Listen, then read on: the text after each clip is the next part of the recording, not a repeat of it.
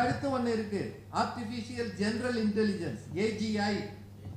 அதுக்கு அடுத்தது artificial super intelligence, ASI. அதுக்கப்புறம் குவாண்டம்.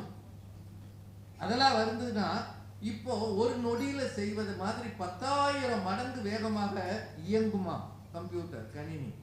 அந்த சூழலுக்கு நாம் எப்படி தயாராவது? அந்த தலைமுறைக்கு நீங்கள் எப்படி போதனை செய்வது? இதுதான் ரொம்ப முக்கியம். இது ரொம்ப முக்கியமானது. அப்போ அப்டேட்டடாக இருக்கிறோமா? டெட் வைக்கிறாங்களே கோச்சிக்காதீங்க. நான் சில ஆசிரியர்களை பார்த்து பதறி இருக்கிறேன். நான் ஒரு பள்ளிக்கு போயிருக்கிறேன். மேடையில் நான் உட்காந்துட்டேன். பள்ளியினுடைய ஆண்டு விழா.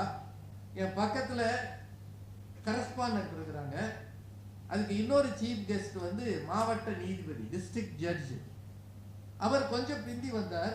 அவர் வரும்போது என் பக்கத்தில் இருக்கிற கரஸ்பாண்டன்ட்ட ஒரு